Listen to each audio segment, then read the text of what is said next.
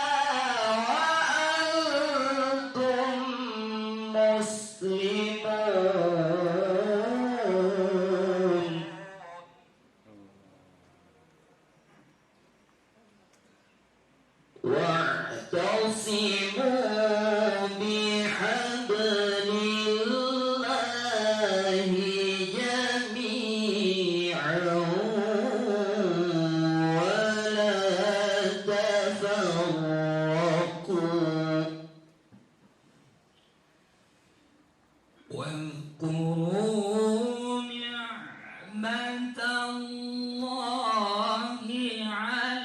عليكم إذ كنتم أعداء ألف بين قلوبكم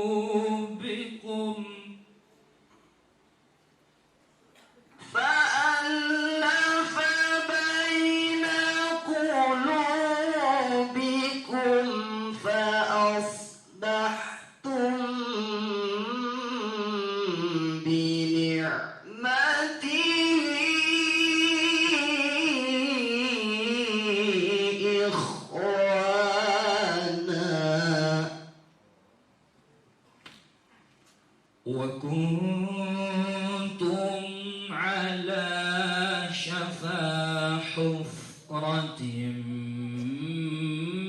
من النار فأنقذكم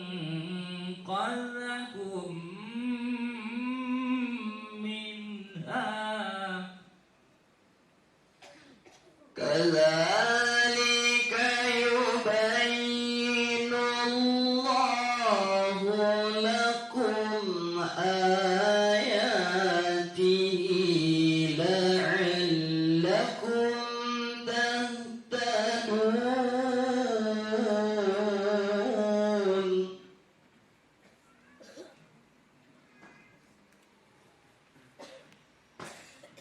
كذلك يبين الله لكم آياته لعلكم تهتدون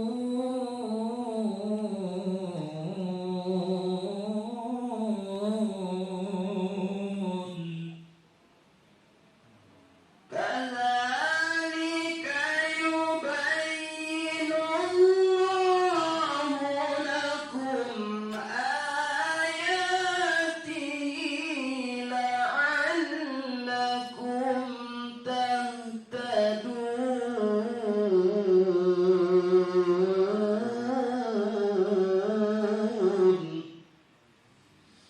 كذلك يبين الله لكم آياته لعلكم تهتدون صدق الله العظيم. Assalamualaikum warahmatullahi.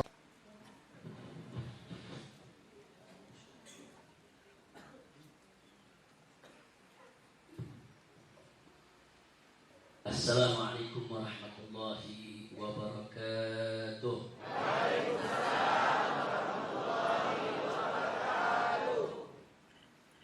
Bismillah walhamdulillah wassalatu wassalamu ala rasulillah wa ala alihi wa sahbihi wa mawalah. Ahiba'il kiram, ayyuhal ummah al-muhtaramun wal mubarakun, fi hadhihi al-munasabati as-sa'idah wa fi hadzal ijtima' al-mubarak la ansa an usiyakum jami'an wa nafsi bi taqwallah wa bi ta'ati Rasulillah sallallahu alaihi wa alihi wa sahbihi wa sallam. Nasallallahu subhanahu wa ta'ala an yahdiyana ila siratikal mustaqim wa yaj'alana minal muttaqin wa yudkhilana jannatahu jannatan na'im bi haqqi sayyidil mursalin walhamdulillahi rabbil alamin. Taqabbalallahu minna wa minkum wa taqabbal ya karim. Kepada segenap para jamaah umrah dari Travel Cahaya Hati yang dipimpin oleh para ustadz muda kita, al-muhtaramun wal afadil, al-ustadz Oktri Muhammad Setiawan, kemudian Ustadz Muhammad Fajri, Muhammad Yasri, Ustadz Abdurrahman, dan yang lainnya yang tidak saya sebutkan satu persatu.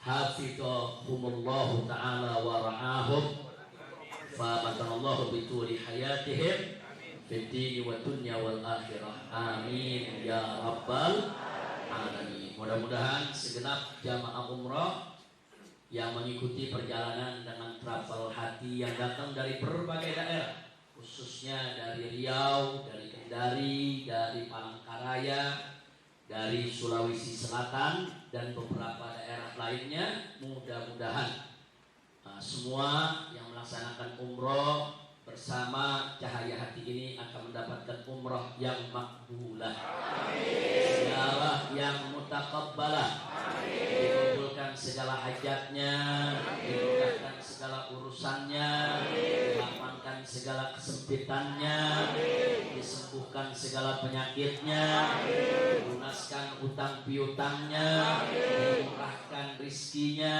diberkahi nafkahnya, diharmoniskan rumah tangganya, dan dikaruniakan anak cucu keturunan yang solehin dan solehat. Dan semoga nanti pulang ke tanah air selamat sampai tujuan, serta Allah berkahi kita punya negeri, dan semoga negeri kita diberikan pemimpin yang adil, yang soleh, yang bertakwa, taat kepada Allah dan Rasulnya, cinta kepada negeri dan rakyatnya, sehingga Indonesia Indonesia menjadi baladan aminan mubarakan. Amin ya rabbal alamin. Kita doakan juga agar Haramain yang saat ini kita kunjungi juga senantiasa dijaga oleh Allah. Allahumma sallimil Haramain, Allahumma ihfazil Haramain min kulli su' wa min kulli bala wa min kulli fitan. Allahumma barik li ahlil Haramain wa ulamaihima wa umaraihima. Amin ya rabbal alamin. Ahibbail kiram, tadi kita sudah sama dengarkan dua ayat Al-Quranul Karim yang dibacakan oleh Ustadz kita, yaitu yang diambil dari surat Ali Imran. Nah, dari surat Ali Imran ayat 102 dan 103. Tadi dibaca dengan bacaan yang sangat bagus, menyentuh, dan semoga juga menjadi penyebab turunnya rahmat dan barakah. Amin. Jadi surat yang dibaca tadi, Allah Subhanahu wa taala berfirman, "Ya ayyuhalladzina amanu taqullaha haqqa tuqatih wa la tamutunna illa wa antum muslimun." Itu bagian ayat yang pertama yang dibaca tadi. Jadi dalam ayat ini Allah menyeru kepada hamba-hambanya yang beriman, ya ayyuhalladzina amanu, wahai orang-orang yang beriman. Ini disebut an-nidaul habib. Artinya an-nidaul habib, panggilan yang penuh kasih sayang. Jadi Allah memanggil orang-orang yang beriman dengan panggilan yang penuh kasih sayang. Wahai orang-orang yang beriman. Itu dalam panggilan itu saja sudah ada cinta dan kasih sayang dari Allah Subhanahu wa taala kepada orang yang beriman. Nah, setelah Allah serukan kepada orang-orang yang beriman, Allah perintahkan mereka, ittaqullah, bertakwalah kamu sekalian kepada Allah. Haqqa tuqatih, dengan sebenar-benarnya takwa.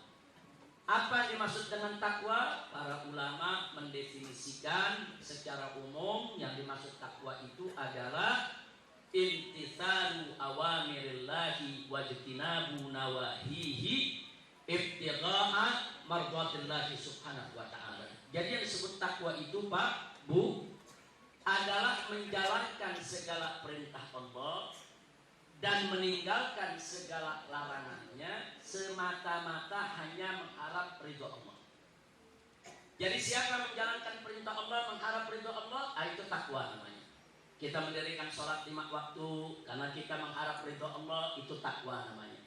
Kita puasa Ramadan karena mengharap ridho Allah, itu takwa namanya. Kita melaksanakan ibadah umroh, kita melaksanakan ibadah haji karena kita mengharap ridha Allah, itu juga namanya takwa. Nah, begitu juga kita tinggalkan segala macam maksiat. Kita tidak berzina karena takut kepada Allah dan senantiasa mengharap ridha Allah, itu juga namanya takwa. Kita tidak berjudi, kita tidak minum arak, kita tidak bermabuk-mabukan, kita tidak melakukan kemungkaran dan kemaksiatan, semata-mata karena takut kepada Allah dan hanya mengharap Allah meridhoi kita. Itu yang disebut takwa. Jadi takwa ini merupakan amrun ilahiyun. Ini merupakan perintah ilahi. Nah, setelah Allah perintahkan kita untuk bertakwa, selanjutnya Allah berikan amanah. Apa amanatnya? Wala tamutunna, jangan sekali-kali kamu mati. Wala tamutunna, nunnya nun taukid, artinya betul-betul Allah amanatkan.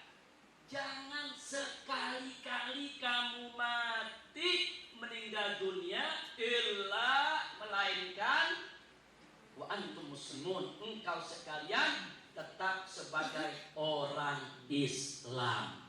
Jadi ini amanat Allah, artinya kita diamanatkan bagaimana caranya kita hidup sebagai seorang muslim dan tidaklah kita mati kecuali tetap sebagai seorang muslim. Bagaimana hidup sebagai seorang muslim dan mati tetap sebagai seorang muslim. Ini amanatul ilahiyah. Ini amanat Allah yang luar biasa. Kenapa Allah berikan amanat tersebut? Karena godaan keimanan setiap saat itu selalu ada di sekitar kita. Godaan keimanan yang akan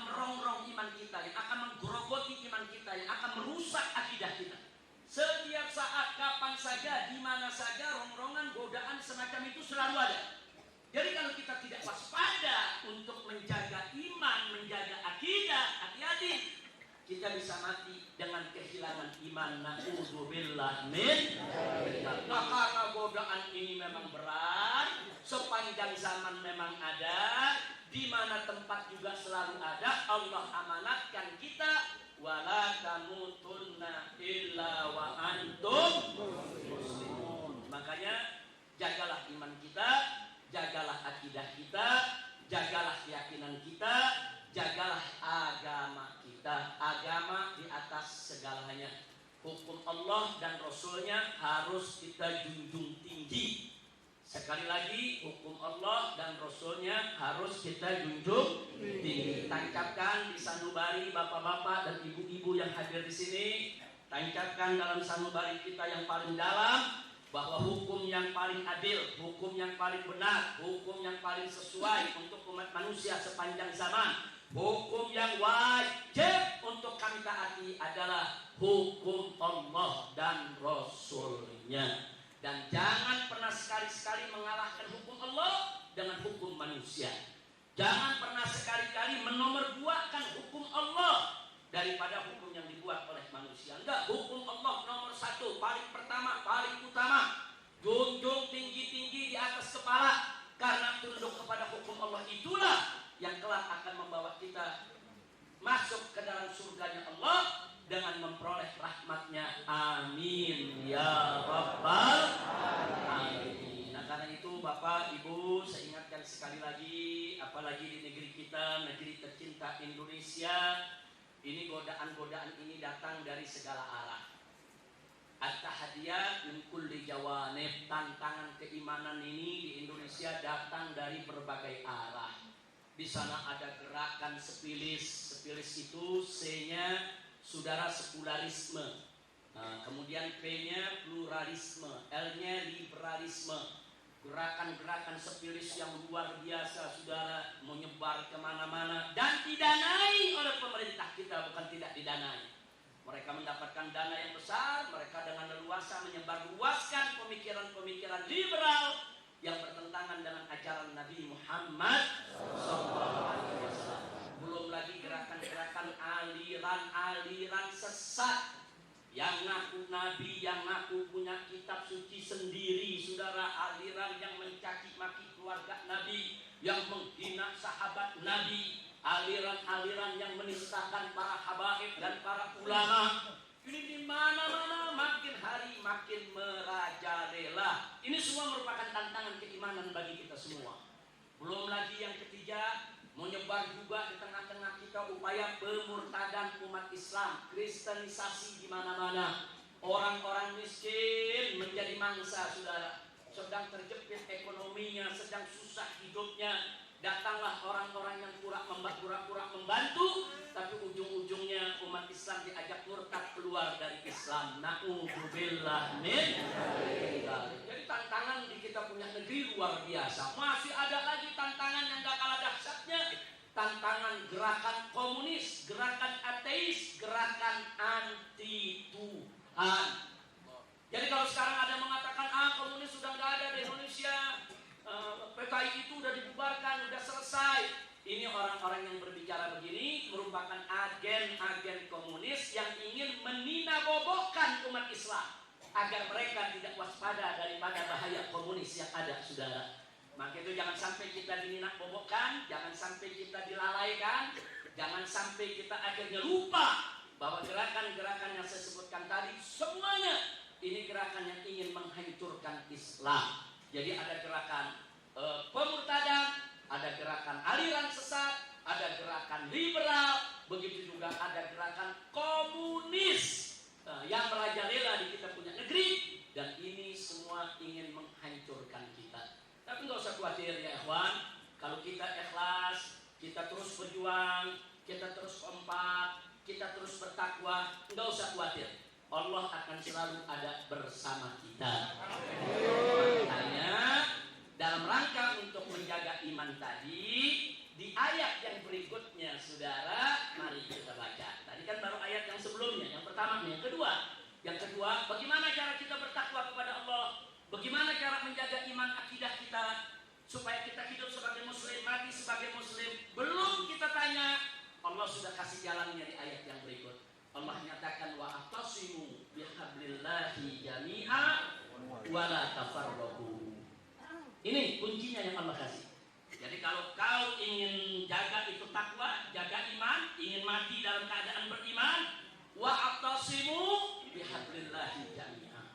Berpegang teguhlah kamu sekalian. Kamu semuanya sekalian rame-rame berpegang teguh. Berpegang teguh dengan apa? Bihablillah, dengan tali Allah. Dengan tali Allah itu maksudnya dengan agama Allah, dengan hukum Allah, dengan aturan Allah, dengan ajaran Allah. Jangan bergeser.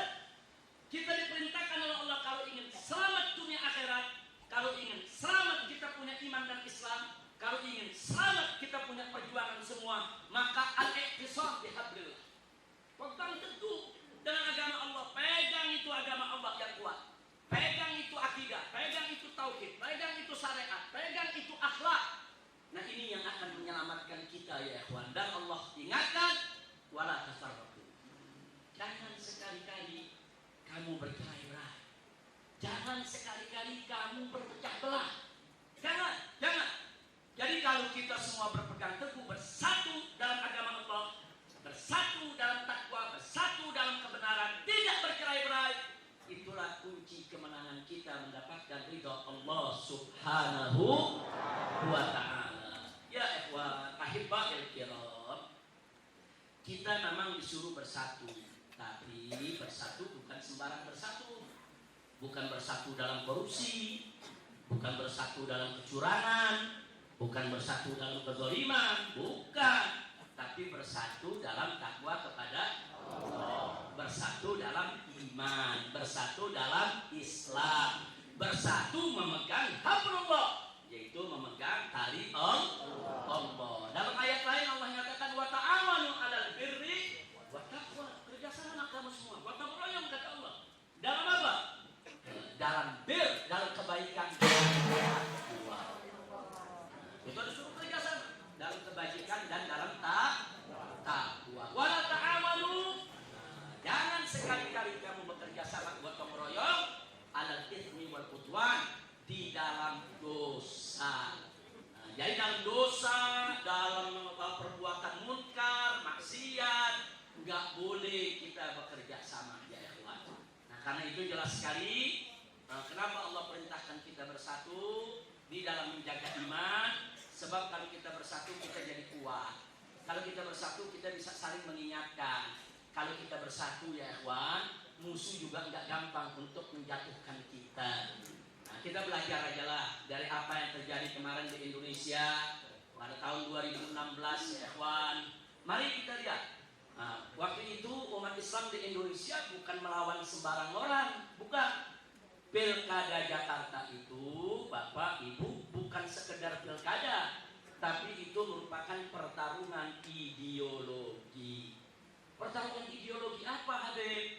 Pertarungan ideologi antara kelompok yang berprinsip bahwa ayat konstitusi di atas ayat suci, melawan kelompok yang meyakini ayat suci di atas ayat konstitusi. Ini namanya pertarungan ideologi. Nah, kelompok yang meyakini bahwa ayat konstitusi di atas ayat suci, mereka punya pendapat nggak apa-apa orang kafir menjadi pemimpin umat Islam. Kenapa? Karena konstitusi mengizinkan. Lalu kalau kita jawab, tapi kan Al-Quran melarang. Jawab mereka, kan ayat konstitusi di atas ayat suci. Ini ideologi mereka. Nah, sementara kelompok yang satu lagi sebaliknya. Yang satu punya prinsip nggak bisa ayat suci di atas ayat konstitusi. Jadi kalau Al-Quran mengatakan orang kafir nggak boleh menjadi pemimpin umat Islam, ya nggak boleh. Sami'na wa ata'na, amanna billah wa bima ja'a 'anillah ala murabillah. Kami beriman kepada Allah dan beriman apa yang datang dari Allah sesuai dengan maksud dan kehendak Allah. Nah, kelompok ini sudahlah ditegur, tapi kan konstitusi membolehkan. Masa Anda lawan konstitusi? Jawab mereka, ya beresin konstitusinya. Kan Kan konstitusi kan bisa diubah, bisa diamandemen, bisa diperbaiki, bisa direvisi, bisa diganti. Diganti dong. Jangan ayat Al-Qur'annya yang dibuat, tapi konstitusinya yang harus diubah ya ikhwan. Jadi dua kelompok ini nggak ketemu. Ini namanya pertarungan ideologi ya ikhwan. Nah, sehingga kelompok yang mengatakan ayat konstitusi di atas ayat suci rame-rame mendukung si kafir menjadi calon gubernur di DKI Jakarta. Rame-rame mereka korbankan apa yang mereka punya. Mereka bahu-membahu. Bagaimana si kafir ini supaya menang, saudara? Nah, umat Islam yang punya pegangan tadi ayat suci di atas ayat konstitusi juga balik, saudara, melakukan perlawanan. Nggak bisa. Ini namanya pertarungan ideologi. Jadi pilkada Jakarta bukan sekedar pilkada. Pilkada Jakarta bukan sekedar urusan politik, bukan, saudara. Tapi pilkada Jakarta adalah pertarungan ideologi, dan itu merupakan pertaruhan ideologi kita semua, ya kawan. Makanya jangan kaget mereka-mereka yang mengatakan bahwa ayat konstitusi di atas ayat suci, saudara. Apa yang mereka lakukan pada akhirnya, saudara? Yang mereka lakukan adalah memfitnah umat Islam yang ingin berpegang teguh kepada ayat suci sebagai apa? Ini anti konstitusi, ini anti Pancasila, ini anti UUD 1945, ini anti NKRI, ini kelompok radikalis, ini kelompok ekstremis, dan seterusnya dan seterusnya. Dan sampai detik ini pertarungan ini belum selesai ya kawan. Sekali lagi, sampai hari ini pertarungan belum selesai. Jadi ini bukan sekedar urusan politik. Kalau sekedar urusan politik, saya dan kawan-kawan di Front Pembela Islam nggak mau ikut campur, saudara. Kami lebih tenang di dunia dakwah, ngajar, pesantren, ibadah. Nah, kami nggak ada urusan dengan politik, saudara. Tapi persoalannya ada orang ingin menggunakan politik untuk memperangus Islam. Persoalannya ada orang ingin menggunakan politik untuk memfitnah Islam. Persoalannya ada kekuatan, saudara, kekuasaan yang ingin menggunakan politik untuk menghabisi Islam. Maka itu wajib setiap muslim untuk bangkit lawan, bela agamanya, saudara. Takbir. Sallu ala Nabi. Allahu Akbar, Allahu Akbar, Allahu Akbar, walillahil hamd. Allahumma shalli ala Sayyidina Muhammad wa ala ali Sayyidina Muhammad. Nah, jadi di sini saya klarifikasi. Jadi perjuangan kita selama ini bukan urusan politik, bukan, tapi urusan pertarungan ideologi. Jadi tolong bedakan Pak Bu ya. Kalau urusan politik itu cuma sekedar berebut kursi, berebut jabatan, itu urusan politik. Kami nggak ada kaitan tuh dengan berebut begitu, saudara. Tapi ini persoalannya ada orang pakai politik mau ngancurin Islam. Terpaksa kami juga pakai politik untuk bela Islam. Nah, mereka gunakan politik untuk memperangus Islam. Kami juga pakai politik untuk menjaga Islam. Ini yang jadi persoalan. Nah, maka itu tolong saya titipkan kepada seluruh umat Islam yang ada di Indonesia, jangan pernah surut semangat untuk membela agama. Nah, baik ya kawan, untuk sekedar memberikan semangat kita semua, kita masih punya waktu. Ini untuk sekedar kembali membangkitkan semangat, jangan sampai kita down ya kawan. Dari pilkada di Jakarta kemarin, itu si kafir yang jadi calon, saudara, salah satu calon gubernur, ini bukan sembarang calon ya kawan. Satu, dia incumbent, petahana. Nah, dia menggunakan segala perangkat pemerintahan DKI Jakarta untuk memenangkan diri. Yang kedua, dia didukung oleh presiden. Full presiden mendukung dia. Presiden menginstruksikan kepada seluruh jajarannya, si kafir ini harus dimenangkan. Dan yang ketiga, dia dibela oleh Panglima TNI saat itu, saudara. Panglima TNI saat itu membela yang bersangkutan. Saya tahu betul kok. Karena saya saat itu bersama kawan-kawan yang memimpin perjuangan melawan si kafir ini. Jadi kami tahu siapa kawan, siapa lawan. Kami bisa kenali siapa yang sejalan dengan kita dan siapa yang ingin menghadang perjuangan kita ya kawan. Dan yang keempat, dia dibela oleh Kapolri yang bisa-bisa. Saking dibelanya oleh Kapolri, saudara, laporan-laporan yang menyangkut dirinya khususnya tentang penistaan agama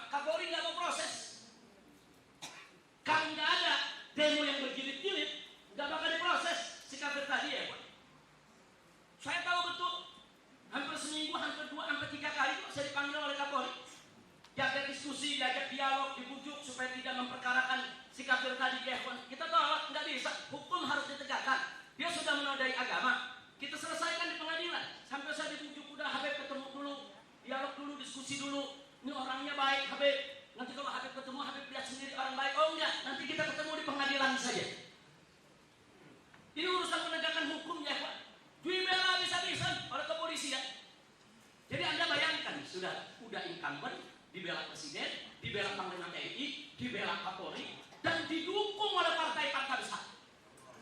Partai-partai besar dukung dia. Rame-rame partai besar dukung dia ya. Anggota dewan 70% mendukung dia, saudara. Nggak sampai di situ, saudara. 9 naga yang insya Allah nanti jadi 9 cacing, saudara. Amin. Doa orang umroh gobul ini. Amin. Amin. Amin. Biar 9 naga jadi 9. Biar pengikut naga nanti jadi cacing-cacing kernik, saudara. Amin ya Rabbal. 9 naga ini dukung sikap tadi bisa-bisa dia biayai, saudara, dengan biaya yang luar biasa. Sogok sana, sogok sini, bayar sana, bayar sini, bantu sana, bantu sini, supaya sikap tadi menang. Duit kita umat Islam nggak ada apa-apanya, saudara. Duit dia berlimpah, dibagi-bagi, semua orang dibayar untuk milih yang bersangkutan. Nggak sampai di situ, KPK melindungi dia. Saya dengan kawan-kawan saudara datang rame-rame bawa bukti korupsinya. Berdasarkan juga laporan resmi dari lembaga tinggi negara, yaitu dari Badan Pemeriksa Keuangan Republik Indonesia, BPK. Enggak dihalau oleh KPK, saudara. KPK itu sudah jadi alat politik, saudara. Nah, untuk mengejar-ngejar lawan politik rezim. Berkali-kali kita datang ke KPK, laporan kita diabaikan, si kafir ini dilindungi. Padahal korupsinya triliunan. Nggak sampai di situ, saudara. Anda tahu lembaga-lembaga Polri? Semua Polri mengatakan orang ini akan menang 1 kali putaran. Semua pengamat-pengamat dibayar masuk televisi. Wah, meninggi-ninggikan si kafir ini sebagai pahlawan, saudara.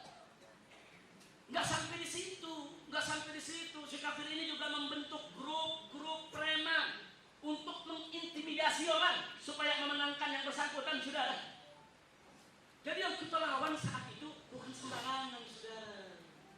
Dua punya kekuatan luar biasa. Nggak sampai di situ, saudara. Dukun-dukun ikut dibayar. Dukun-dukun ikut dibayar, saudara. Rame-rame itu dukun untuk memenangkan yang bersangkutan. Alhamdulillah salah satu dukunnya taubat umroh mampir ke rumah saya. Karena aku cerita, Habib, dulu saya kan dibayar sekian. Ya disuruh komat kami tadi biar dia menang, Habib. Subhanallah. Pokoknya kekuatan zahir, kekuatan batin, kekuatan manusia, kekuatan iblis, kekuatan jin, kekuatan setan, semua dikerahkan, saudara. Semua. Jadi kalau di atas kertas nih, kita hitung secara logika manusia. Kita nggak mungkin menang, saudara. Bahkan sampai banyak orang-orang politik mengatakan mustahil umat Islam menang. Karena mereka hitung-hitungannya pakai logika politik, saudara. Logika otak manusia yang kecil, yang sempit, yang ilmunya dikit. Saudara, mereka lupa, saudara. Ya, si kafir ini, saudara, punya dukungan, kekuasaan. Orang yang paling berkuasa di Indonesia, siapa? Presiden dukung dia. Angkatan yang paling kuat di Indonesia, saudara, siapa? Tentara dukung dia. Begitu juga barisan kepolisian, saudara, yang bisa menjadi pelindung dia sudah di segi hukum, saudara, untuk tidak dituntut oleh siapapun, dukung dia. Jadi dia punya dukungan dari kekuatan, kekuasaan, kekayaan luar biasa. Tapi mereka lupa, atau mereka tidak tahu, saudara, mereka boleh punya manusia yang berkuasa, manusia yang paling kuat, manusia yang paling kaya, tapi umat Islam didukung oleh Zat yang maha kaya, maha kuasa, maha kuat. Dialah Allah. Siapa maha kaya? Siapa yang maha kuasa? Siapa yang maha besar? Siapa yang maha perkasa? Takbir. Sallu ala Nabi. Akhirnya apa hasil daripada pilkada Jakarta, saudara?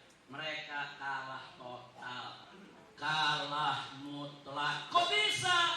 Karena mereka dikalahkan oleh Yang Maha Kuasa. Dialah Allah Subhanahu wa Ta'ala. Nah, sekarang pertanyaannya, kok bisa Allah memenangkan kita? Emang siapa kita dimenangkan Allah? Ya, tentu kan nggak mungkin dong Allah menangkan kita kalau nggak ada sebab. Kenapa sih Allah menangkan kita? Apa begitu aja Allah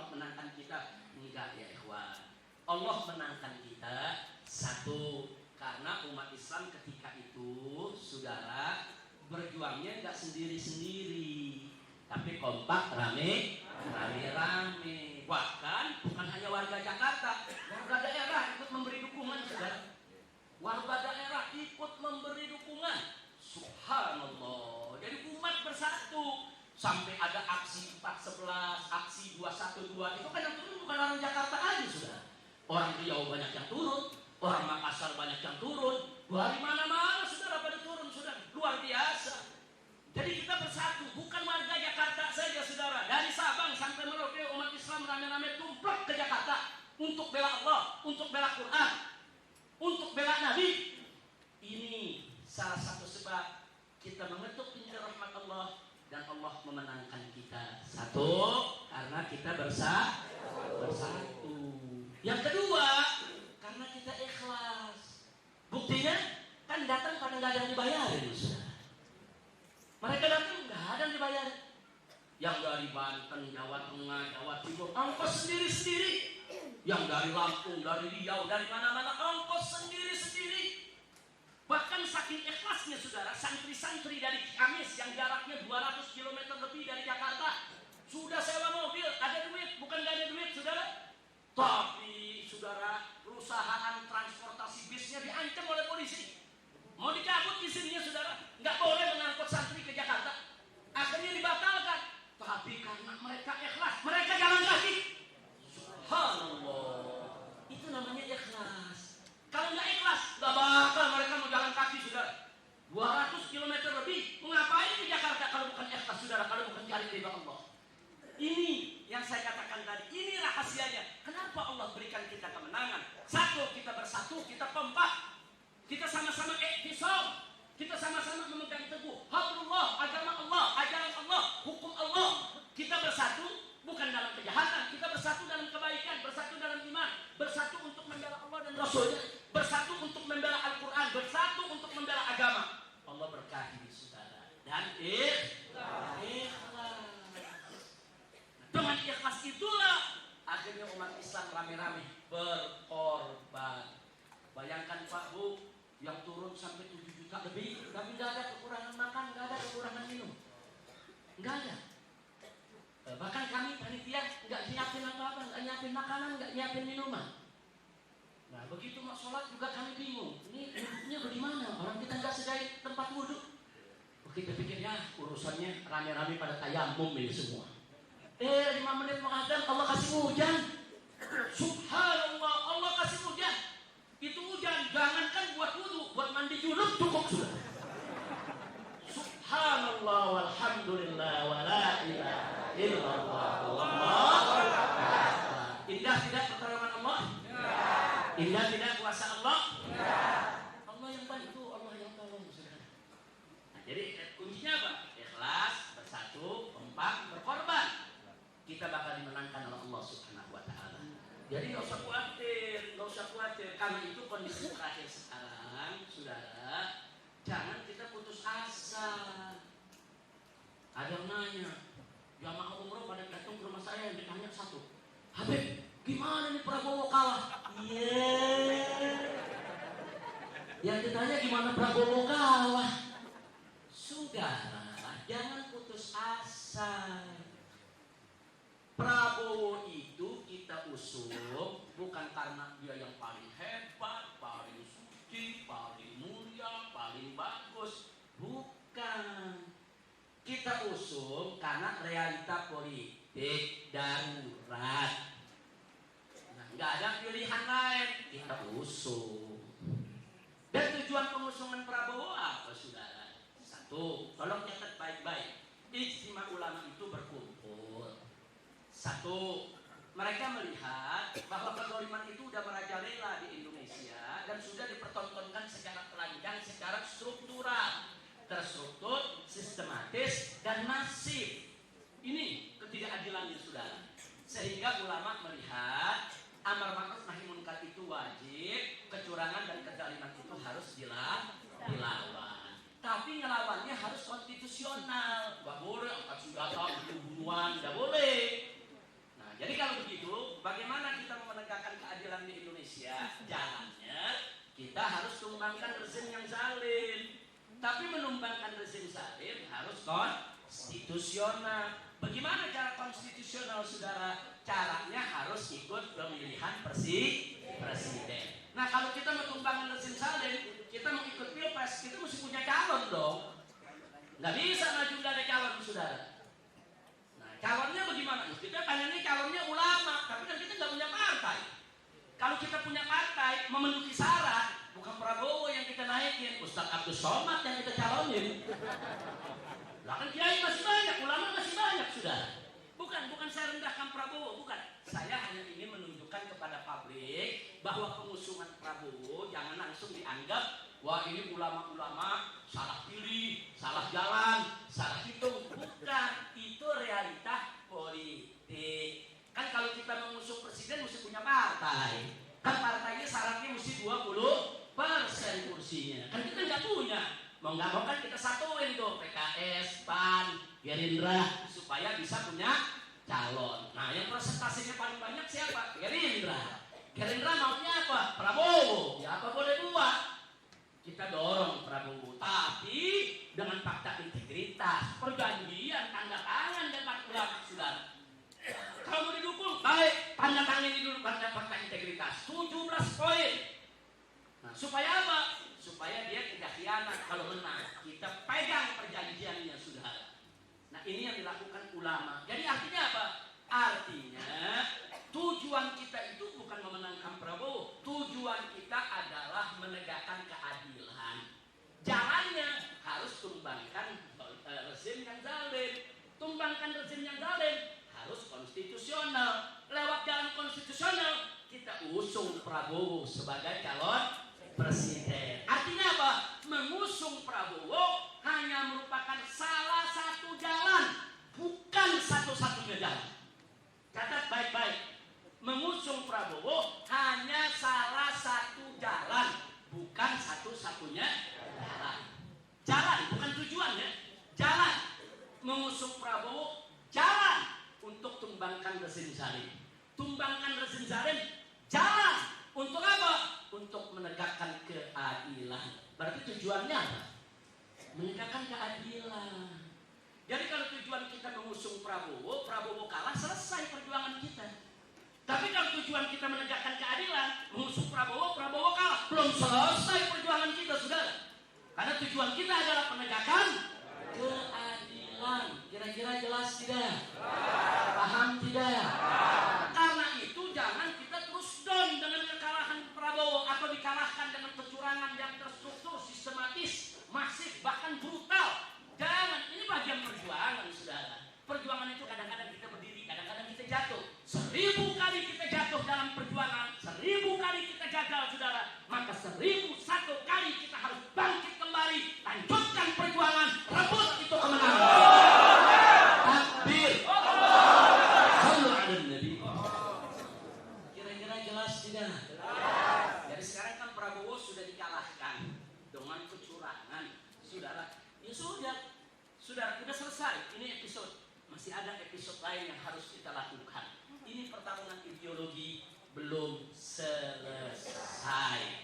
Nah, dan Allah berjanji, sebelum saya akhiri, saudara, Allah berjanji dalam Al-Quranul Karim, faqala ta'ala, walladzina jahadu fina lanahdiyannahum subulana. Shadaqallahul azim. Indah betul dari janji Allah, saudara. Anda tahu apa Allah punya janji? Kata Allah, walladzina jahadu fina, orang-orang yang berjihad, berjuang di jalan kami, mencari ridho kami, kata Allah. Lanahdiyannahum, lamnya lam tauqid, nunnya nun tauqid. Artinya apa? Niscaya pasti, sungguh-sungguh. Kata Allah, lanahdiyannahum, sungguh pasti, niscaya mereka akan kami tunjukkan. Tunjukkan kemana? Subulana, jalan-jalan kami. Bukan satu jalan, jalan-jalan, aneka jalan, beragam jalan. Subulan dalam bahasa Arab, sabil itu satu jalan. Subul itu banyak jalan, saudara. Artinya Allah kasih tahu kepada orang-orang yang beriman bahwa orang-orang yang berjuang di jalan Allah, mencari ridha Allah, niscaya akan kami tunjukkan kepada mereka jalan-jalan kami. Jalan, banyak jalan menuju kemenangan, saudara. Maka itu kalau satu jalan tertutup, nggak usah sedih, nggak usah down, pasti ada jalan lain Allah sediakan. Satu jalan gagal, nggak usah shock, nggak usah sedih, saudara. Masih ada jalan lain yang terbuka, saudara. Ini janji Allah dalam Al-Quran. Bisa jadi satu jalan itu ditutup oleh Allah, mungkin ada bahaya di depannya, saudara. Sengaja Allah kalahkan kita. Allah menginginkan jalan yang lain yang lebih selamat untuk kita, saudara. Hati-hati. Kadang-kadang saudara asa an tuhibbu syai'an wa huwa syarrun lakum. Kadang-kadang kau suka sesuatu tapi ternyata itu buruk buat kamu. Yang tahu buruk tidaknya kan Allah. Siapa bilang kalau kemarin kita menang kemudian kita bahagia, kita senang? Belum tentu, saudara. Allah Maha tahu. Mungkin ada sesuatu yang kita nggak tahu, saudara. Oh, ini kalau dimenangkan akan terjadi begini. Allah kalahkan dulu, saudara. Allah jaga kita, Allah selamatkan kita. Dan yakinlah Allah akan buka jalan lain untuk diberikan kita kemenangan yang selamat dan berkah. Amin. Ya Rabbal Alamin. Jadi jangan berkecil hati. Kira-kira jelas tidak? Paham tidak? Yang penting sesuai keputusan Ijtima Ulama 4 di Jakarta menyatakan ada 8 keputusan. Saya cukup sampaikan 2 saja di sini. Yang pertama, Ijtima Ulama menolak kekuasaan siapapun yang berdiri atas dasar kecurangan dan kezaliman. Haram kita mengakui kecurangan dan kezaliman. Haram, nggak boleh, saudara. Allah menyatakan dalam Al-Quran, wailul lil mutaffifin. Celaka bagi orang-orang yang curang. Itu ayat Al-Quran, saudara. Curang berdagang, curang berbisnis, curang berekonomi, curang berniaga, curang berbangsa, curang bernegara. Nggak boleh. Allah nyatakan wailul lil mutaffifin. Celaka orang-orang yang curang. Kalau Allah sudah menyatakan celaka, pasti celaka. Mustahil Allah sudah katakan celaka, tahu-tahu berkah, senang, bahagia. Mustahil, saudara.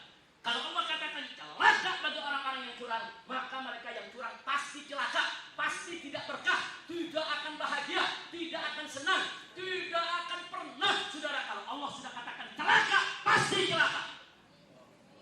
Mesti yakin kita dengan firman Allah, mesti yakin. Nah, jangan kita masuk dalam kelompok yang Allah nyatakan celaka. Kalau kita ridho dengan kecurangan, kita dukung dalam kecurangan, kita masuk dalam kelompok yang dimurkai Allah. Na'udzubillah min. Makanya jelas putusan Ijtima Ulama menolak kekuasaan siapapun yang berdiri atas dasar curang dan zalim. Yang kedua, nomor 2, menolak segala putusan hukum yang melanggar prinsip keadilan. Enggak peduli, saudara. Ada yang bilang, Habib, tapi walaupun curang udah disahkan oleh Mahkamah Konstitusi, bahkan besok mau dilantik. Ini kan semua kan konstitusional. Jawabannya, saudara, kalau kecurangan disahkan, kecurangan dibenarkan, kecurangan dilegalkan, itu namanya justifikasi kecurangan. Justifikasi kecurangan itu merupakan legalisasi kejahatan. Artinya kecurangan itu kan kejahatan. Kalau kecurangan disahkan berarti kejahatan sah. Kalau kecurangan dilegalkan berarti kejahatan legal. Itu menjadi presiden buruk bagi penegakan hukum maupun tatanan politik di Indonesia di masa depan, saudara. Maka itu harus ada generasi yang memberikan pendidikan politik tingkat tinggi kepada seluruh rakyat Indonesia. Politik yang berakhlak, politik yang bermoral, politik yang berbudi pekerti, politik yang berdiri atas dasar ajaran agama yang murni, politik yang betul-betul mencari ridho Allah dan Rasul-Nya. Jadi silakan, mereka mau legalisasi, mereka mau lantik, itu urusan mereka. Tapi urusan Ijtima Ulama, kami tolak putusan hukum apapun, saudara. Yang apa? Yang melanggar prinsip keadilan. Putusan hukum yang menjustifikasi kecurangan itu satu kejahatan. Itu melanggar prinsip keadilan. Enggak boleh untuk kita sahkan, enggak boleh untuk kita terima, saudara. Jadi putusan Ijtima Ulama sudah jelas. Nah, sebagai penutup, saya mau ingatkan, saudara, bukan Ijtima Ulama harus ikut Prabowo yang rekonsiliasi, bukan. Mestinya Prabowo yang harus ikut Ijtima Ulama. Karena yang mengusung Prabowo sebagai capres adalah Ijtima Ulama. Yang mendorong masyarakat memilih Prabowo adalah Ijtima Ulama. Yang menggerakkan masyarakat dari pesantren-pesantren, majelis-majelis taklim sampai Prabowo turun di desa-desa di mana-mana disambut ratusan ribu saudara rakyat. Siapa menggerakkan? Ijtima Ulama, saudara. kalau kemudian saat ini Prabowo mau rekonsiliasi, kita hormati hak konstitusionalnya. Silakan, dia punya hak konstitusi, dia punya hak demokrasi, saudara. Kita tidak akan mengekamnya, kita tidak akan mencaci makinya, tapi jangan kemudian mengatakan saudara Ijtima ulama harus ikut putusan Prabowo. Enggak begitu, saudara. Ijtima ulama harus ikut Al-Quran dan hadis, harus ikut Allah dan Rasulnya, harus menjunjung tinggi syariat yang dibawa oleh Nabi Muhammad. Kira-kira jelas tidak? Ini saya mau tanya dulu nih, orang-orang Riau, orang-orang Sulawesi, Kendari, orang Kalimantan, semua saya mau tanya, siap ikut ulama? Siap ikut ulama? Siap ikut ulama? Takbir! Sallu ala Nabi. Gak usah khawatir, saudara. Ulama-ulama istiqomah tidak akan mengkhianati umat. Kami bersumpah demi Allah, kami tidak akan mengkhianati umat, kami tidak akan mengkhianati rakyat. Enggak, kami akan berusaha berjuang semampu kami untuk menjaga umat, untuk menjaga rakyat. Jangan sampai mereka dizalimi, jangan sampai hak-hak mereka dirampas, jangan sampai mereka dibuat menderita, jangan sampai mereka dimiskinkan, jangan sampai akidah mereka dirusak. Ya, itu kewajiban para habaib dan kewajiban para ulama untuk tetap berjuang dengan istiqamah. Jadi nggak usah khawatir, kalau sudah saya sampaikan begitu jadi menjadi jelas. Ini sekaligus menjadi klarifikasi. Nanti rekamannya akan saya berikan kepada panitia di sini punya rekaman. Silakan ini disebarluaskan. Saudara, ini bukan sesuatu yang perlu dirahasiakan. Biar semua orang Islam di Indonesia tahu apa yang sedang diperjuangkan oleh Ijtima ulama.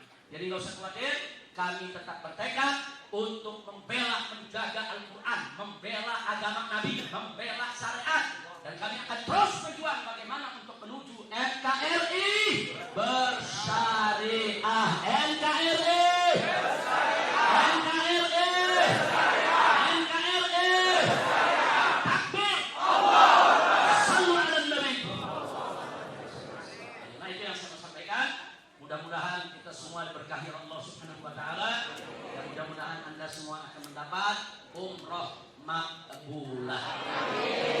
Ya Rabbal alamin insyaallah. Cuman ada pesan terakhir, kalau nanti mau foto-foto di mana saja, jangan lagi foto begini, jangan lagi foto begini, udah selesai.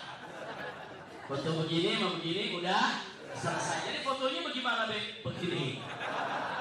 Fotonya gimana, Bu? Begini. Artinya begini apa nih? Lawan kezaliman, lawan kejahatan, lawan kemungkaran, lawan mereka-mereka yang menghancurkan Islam. Seregetan aja jadi. Masya Allah. Kira-kira jelas gak? Alhamdulillah, saya bingung. Saya ketemu ibu kan baru kali ini kan ya. Ketemu baru sekali, belum ada 1 jam. Tapi sekali saya ngomong, ibu paham semua. Ini ada pejabat di Jakarta, profesor, dokter, sekolahnya tinggi, ketemu berkali-kali, udah paham-paham. Astagfirullahaladzim. Bu? Bu? Saya sampaikan paham nggak? Bapak? Bapak? Saya heran, kita ketemu sekali, saya jelaskan langsung paham. Di Jakarta banyak pejabat, ketemu berkali-kali. Saudara, itu yang namanya Tito Kapolri sekarang, itu kawan saya 16 tahun, ketemu udah gak dihitung, gak paham-paham.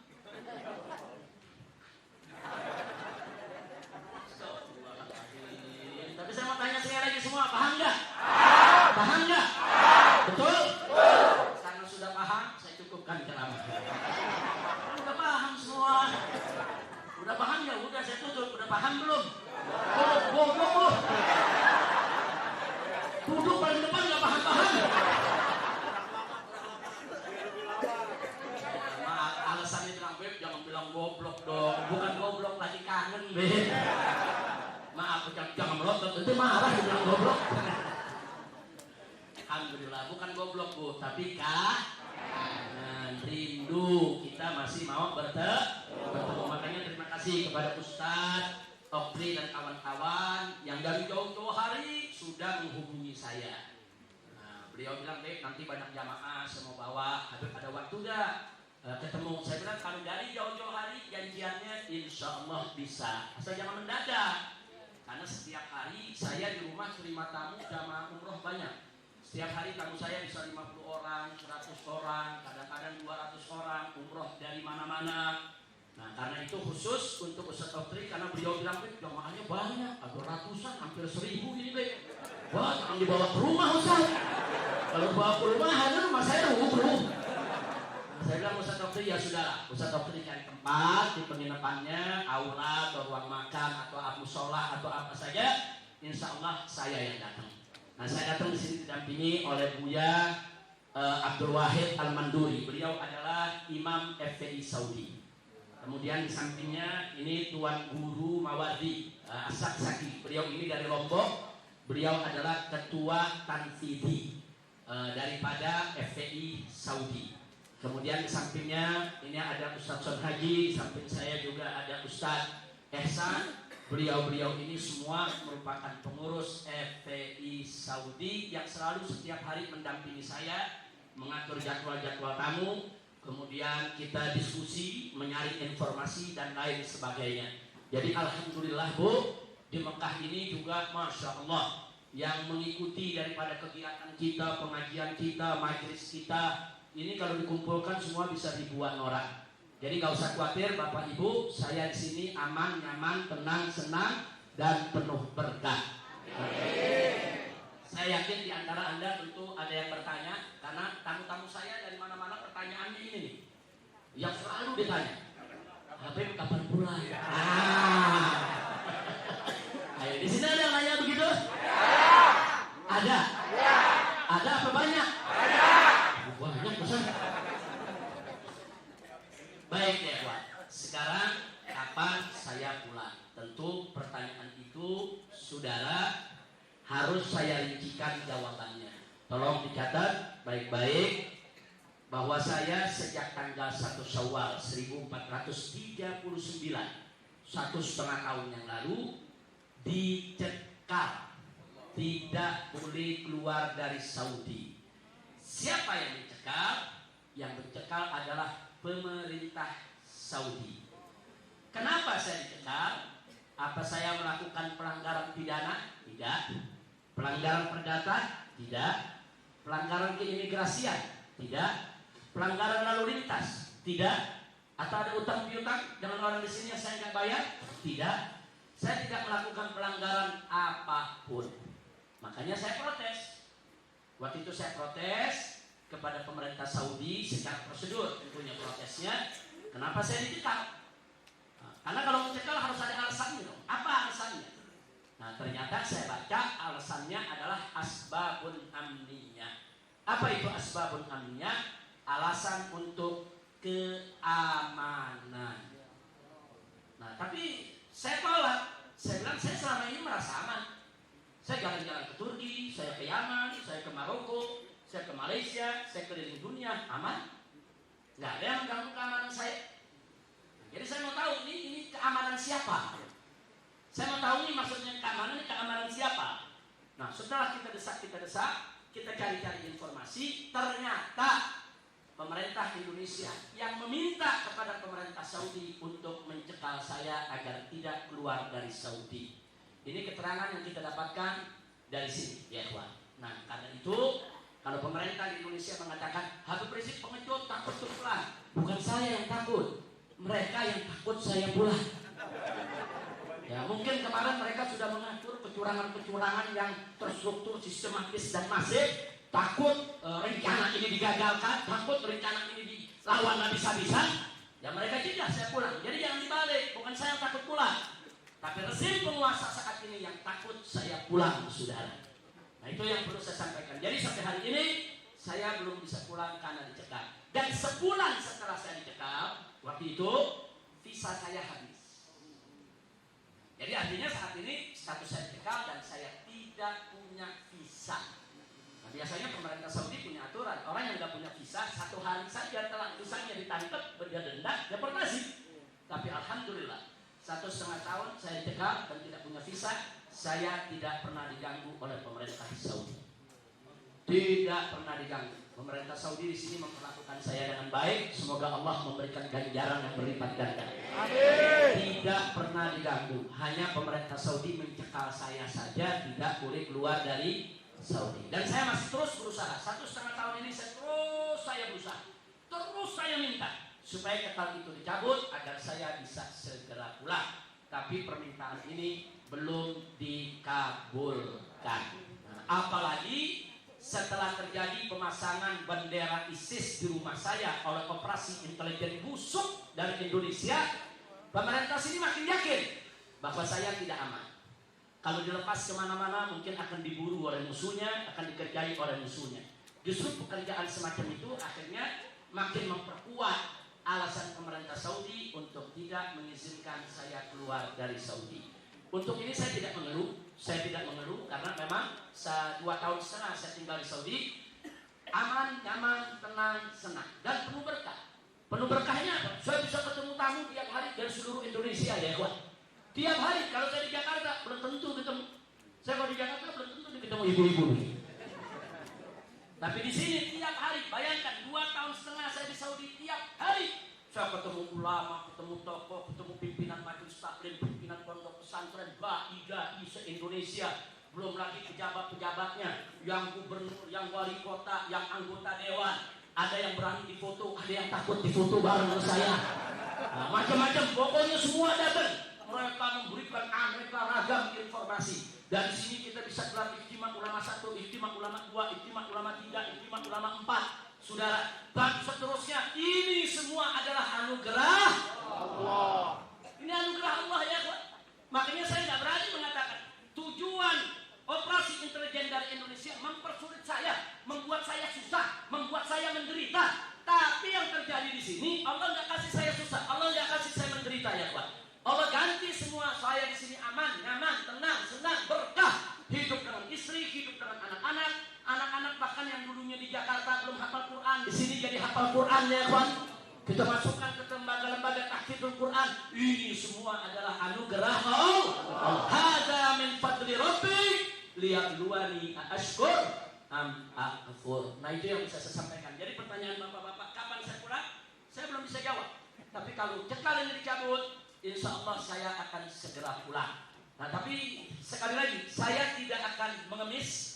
Saya tidak akan minta-minta kepada rezim penguasa zalim untuk mencabut cekal saya. Enggak, saya tidak perlu mengemis, saya tidak perlu minta-minta. Tapi saya menuntut hak saya. Saya sebagai warga negara Indonesia punya hak yang tidak boleh dilanggar oleh siapapun, saudara. Termasuk kebebasan saya untuk berpergian. Tidak boleh pemerintah Indonesia menghalang-halangi saya untuk berpergian ke negara mana yang saya inginkan, saudara. Jadi kalau saya kirim pengacara, datang ke DPR, kirim pengacara, datang ke Menteri Luar Negeri, kirim pengacara, temui itu Presiden Jokowi yang ada di Jakarta, bukan untuk mengemis, bukan untuk minta-minta, tapi untuk mengingatkan mereka, stop kezaliman kalian, stop kejahatan kalian. Kalian sudah melanggar HAM, kalian sudah merampas kebebasan daripada warga negara Indonesia. Karena itu stop itu kejahatan, cabut itu cekal, sehingga saya kembali memperoleh kebebasan tersebut, sudah. Jadi kalau saya kirim, bukan ngemis, bukan minta-minta, bukan, kita nuntut hak kita, sudah. Nah, karena itu saya tetap akan terus melakukan perlawanan dan tidak akan pernah berhenti. Perlawanan itu kita lanjutkan sampai kapan? Sampai tegaknya keadilan atau sampai nyawa kita dicabut oleh Allah Subhanahu. Nah, kira-kira jelas semua? Itulah yang bisa saya sampaikan. Mudah-mudahan Allah kasih kita keberkahan. Mudah-mudahan semua pulang dengan selamat. Mudah-mudahan Ustaz Okri, Ustaz Muhammad Fajri, Muhammad Yasri, Ustaz Abdurrahman dan semuanya. Dan begitu juga Ustaz Cahaya Hadi diberkahi oleh Allah Subhanahu wa taala. Terima kasih atas segala perhatian, mohon maaf atas segala kekurangannya. Hadani Allah wa iyyakum ila siratal mustaqim. Dan akhirnya kita mohon kepada Allah, Rabbana atina fid dunya hasanah wa fil akhirati hasanah wa qina adzabannar. Taqabbalallahu minkum. Terima kasih. Hadani Allah wa iyyakum ila siratal mustaqim. Wassalamualaikum warahmatullahi wabarakatuh.